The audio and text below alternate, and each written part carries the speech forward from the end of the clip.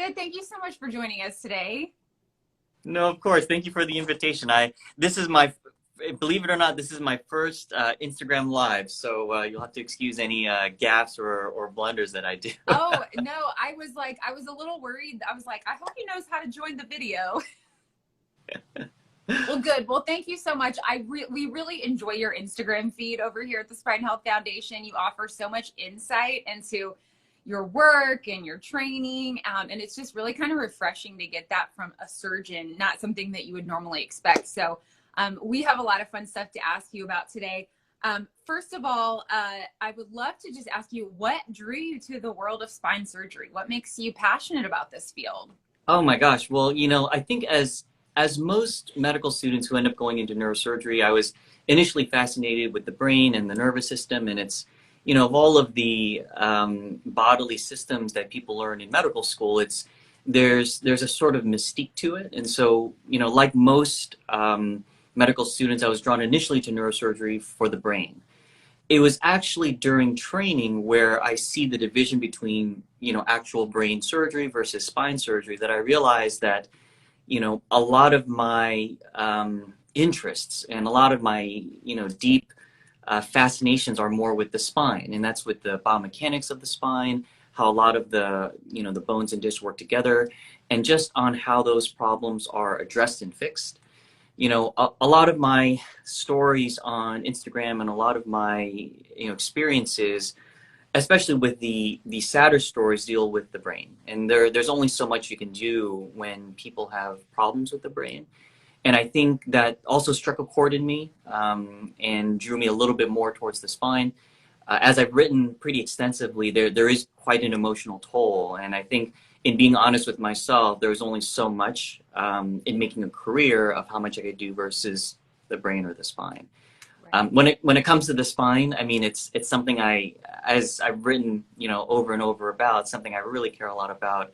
There's something about it where it makes sense to me from a biomechanical standpoint, from a structural standpoint.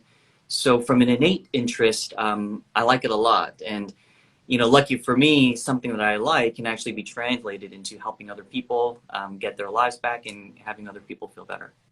Yes, very cool. And I forgot to mention when we signed on that you are a member of the medical and scientific board for us here at the National Spine Health Foundation. So we're so glad to have you. So a lot of your posts, as you mentioned, you will quote from journals while you were in medical school, while you were in residency. What would you say? I mean, this is sort of a big question, but what did you learn about yourself through that training? Because it's so intense as you're going through it and you're getting towards this goal of becoming a surgeon. What did you learn about yourself? What did you learn about life? Yeah, I mean, I think it definitely puts a lot of perspective in life. And I remember one of my more recent posts encompasses it pretty well. And, that's where as you live in your daily life, as you naturally will, people will get into conflicts and arguments and, about things that arguably may or may not matter until you reach a point where your friend or your family member or someone close to you is confronted with something that is actually life-threatening. And then when that comes about, nothing else matters as much anymore. And I think for me, going through training, and as most neurosurgical residents will go through training in their mid to late 20s and early 30s, you see this day in and day out where, family members will come in and be confronted with a spinal cord injury where they can't move their arms and legs anymore, or a brain tumor where they're told they only have X amount to live. And all of those petty arguments don't matter. And in my mind, seeing that as someone in my 20s and 30s really puts life in perspective. And it, especially when I deal with my own family, my own friends, and any arguments that may come up, there are some things that just don't matter. And there are a lot of things that do. So, for me, it definitely made me a lot more philosophical about, the purposes in life and living well and, doing what you truly enjoy in life, because it really is short and finite. As you'll find through a lot of my posts, some of those things I actually wrote down in the moment. And so for me, it was a catharsis to get all of that out. And it was only recently, probably 2 or 3 years ago, that I came across a lot of them. Some of the posts are actually just so well embedded in my memory that they just come from my memory. but it definitely gave me an appreciation for important things in life. I'm feeling like you need to write a memoir someday. You've got all these notes. So cool. So when you're dealing with patients, a lot of people are coming to you. They've never had surgery before. And I think there are a lot of misconceptions out there. What are some of the things that you hear that maybe people are misinformed about when it comes to getting surgery? Like they're scared about something, but they don't necessarily need to be. Yeah, I mean, I'll say that the first thing that helps to ease people's minds, whenever I see someone new, my whole perspective is that of education. I think a lot of patients, just as I would be myself if I were to go see a surgeon, the concern is if you're seeing a surgeon, the first thing they're going to be thinking about is a surgery or doing surgery, sort of like how to, hammer everything is a nail. And I would say that my own perspective on anyone I see, the first part is education. And so for the most part, I'll have them tell me why they're there, let them tell their story. Even if I see some of it, even if I've heard, I think there's something important in someone telling their own story and how they've experienced it and highlighting what they think is important. After that, the biggest mystery that a lot of patients have is just what all of this stuff means, what all the imaging means, what do all these words mean. Radiologists, as they should, describe the imaging as much as they can.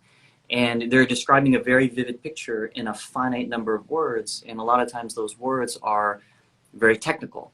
And so a lot of my purpose, I think, in that time with them is demystifying on what that means. And the joke that I sometimes use is that radiologists will say describe something that's blue and a brown triangle on top of the blue, and then a white triangle on top of that on the background of blue, and what it is a boat. And so, radiologists are very good at describing small elements, but they leave it to clinicians to describe what the picture means. And so that's what I take in terms of the purpose of that meeting. Surgery, as with most things, is always an option and choice of last resort for the most part. And I always present it as a choice. And another analogy that I oftentimes use pretty commonly, and especially because it's so applicable to the spine, is that the spine is like your house. I'm here as your contractor, right? I can tell you that one wall is broken down, one wall is leaking water, that the roof is caved in. But for the most part, for a lot of conditions with the spine that cause pain or deformity or even some slight weakness, it's still a choice. And my goal is to walk people through the choices that are the most comfortable for them, whether that is a surgery, whether that's waiting, or whether that's no surgery at all. Okay, yeah, that makes sense. No, I know one of the things you've worked on recently is robotic surgery. And we're excited about that at the foundation. We're involved with the research on that.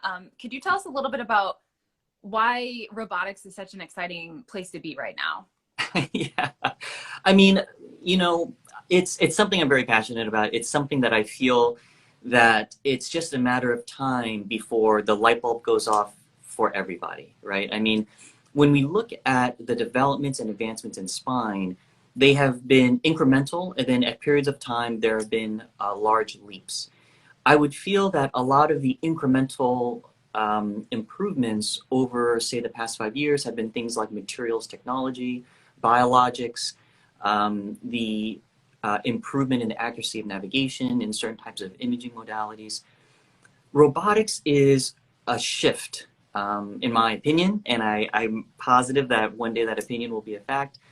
Bringing a robot into the operating room is like bringing a CNC machine into the operating room, right? So a CNC machine is a machine under computer numerical control. If you were to just YouTube or Google factory robotic arms, right? So robotic arms build our cars, they build our spaceships, they build our textiles. They are highly accurate, highly reproducible, and very precise. And in this way, we now have an opportunity to bring it into the operating room. And it frees up a lot of what the surgeon can do and either doesn't have to do or can do much better or can focus more on other things. And again, as you'll see, I speak in a lot of analogies, and it's sort of like the advent of a manual transmission going to an automatic, right? I mean, when cars first came out, You had to manually shift the gears, and a lot of people enjoy it a lot, just like a lot of people enjoy certain aspects of spine surgery. But as technology advances, you don't have to do it anymore, or you don't have to be good at it anymore, or an expert or a virtuoso at it anymore, because technology levels the playing field so that all surgeons are good, so that patients have access to all surgeons that are good. Once the automatic was built, now we have cars that don't even have multiple speeds, right? An automatic transmission is meant to shift through gears, but for example, a Tesla car only has one gear, it only has one speed. And as the technology advances, just like robotics, there are certain things that are now partially automated that will make things better. And it's an incremental advance into the operating room so that people get used to it, so people are comfortable with it. But it's definitely the way it's going. And I'm just going to be so excited when it's 5 years from now, 10 years from now, where the things I'm saying are just common sense and more of like preaching to the choir instead of, pushing and trying to convince people that it is. Yeah, that is very exciting. Okay, I got two more questions for you. Of course. So I loved your post recently where you talked about the guy on the airplane. You were reading and he's like, oh, what are you reading? And then, you ultimately get to the point where he's like, so you're a brain surgeon? And he's like, but you look so normal.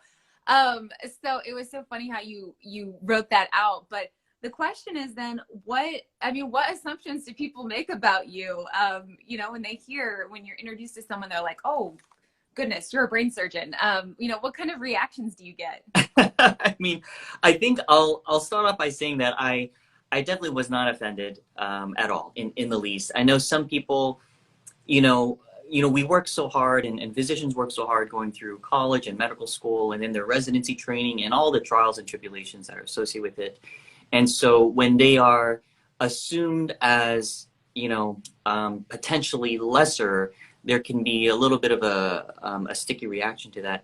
For me, it's all in stride. I wouldn't expect someone to know who I am, just like, as a patient, I've met billionaires. I've met people who, own more than I would ever see. And for me, they strike me as just normal people. And there are, as they are.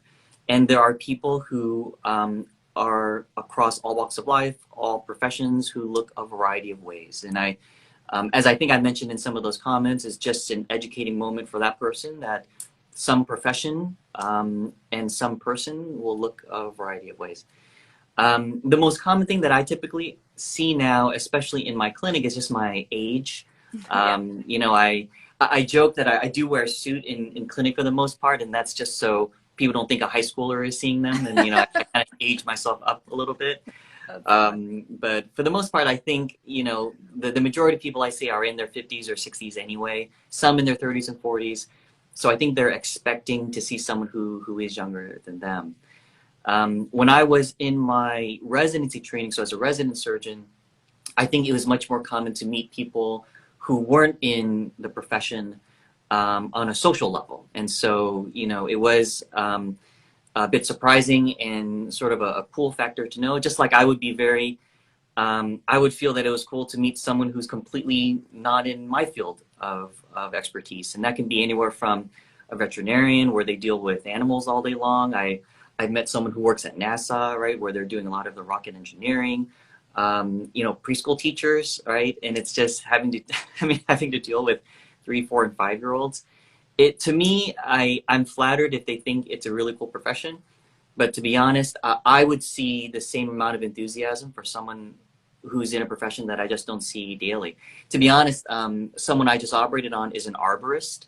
So, as you've seen in a lot of my posts, I've gone into woodworking. So I thought that was exceptionally cool that he's up in trees, because I have a newfound appreciation of wood and nature and trees. So I think just a fascination with all things in life is helpful.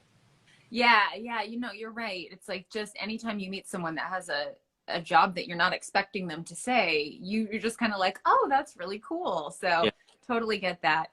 Okay, this is a new question I've been asking people, and I think it's really fun. And it is, as you're going into surgery, do you have any rituals? You know, what is your brain thinking like when you're about to do a big surgery? Like, you know, how do you prepare?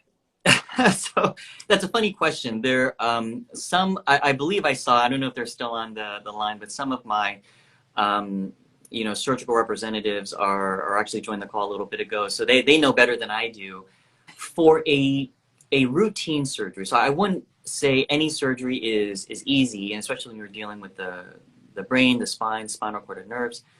But for some surgeries that are more routine, then it's just like any other normal day. And I feel very fortunate to say that with some surgeries where I'm operating around the spinal cord or the nerves, it is a routine day where, if you were a chef, it's like making a chocolate chip cookie, right? So it can go wrong, but it's something very straightforward. For surgeries where it's much more involved, much more complicated, where there requires a lot more thought, I don't have any rituals, but I think other people tend to say that I'm just quieter. I tend to make less social conversation. I don't demand the room to be quiet or anything, but I just interact less, mostly because I find that I'm rehearsing in my mind. So for multi-stage surgeries, for surgeries with a lot of steps, for surgeries where I know it's going to be 6 to 8 or 9 hours long, when the patient gets in the room, then I'm running through a checklist. And the checklist is in certain blocks. So the first checklist is in things that will make the patient safe before surgery, and that can be anywhere from medicines to checking in with the anesthesiologist to making sure all the equipment's in the room. And once that's set up and that is underway, then I'm just rehearsing in my mind the critical steps just to make sure I haven't overlooked anything. For a lot of these cases, I tend to rehearse the day before. So I was taught in residency training that surgery is sort of like being in a play, right? I mean, you can get on the stage and get through it, but the best actors are ones who rehearse and know what they're doing, and surgery is really no different. So, and some of the best colleagues that I have, when I watch them, people who are older than me, and I saw them become excellent technical surgeons, they didn't try to pretend as if they were just born with it. They would tell me that the night before they would have a model, they would practice, they would go from start to finish, they would rehearse it. And so that's what I'll do, especially for surgeries that are, technically going to be difficult. The night before, I'll think it through, or I'll even just jot down an outline. Oftentimes, just like when we learn in college and medical school, when you write something down, you remember it better. So it's just the action of writing it down will inter it into memory. So I actually wouldn't say they're rituals. They're actually very objective, practical things. But for the more difficult cases, those are typically what I'll do. What's the longest surgery you've done? The longest surgery I've ever done was actually in training. I was, I think, a fourth-year resident. It was 27 hours. So I was scrubbed for the entire time except for about half an hour. It was myself and my attending staff. So it was a very complicated spinal tumor, which required both the resection of it, and then after it came out, we had to reconstruct the spine. So it was the first case of the day at 7:30, and it lasted all the way until the next morning. And it actually required our actions throughout most of the time. There was one point where he said, Martin, why don't you go take a bathroom break and eat a snack? So I left for about half an hour to do that, but I didn't want to leave any longer because he was still in there, right? And so he's still just working by himself. So then when I came, he took a quick break and then came back as well. So that was the longest. Wow. I think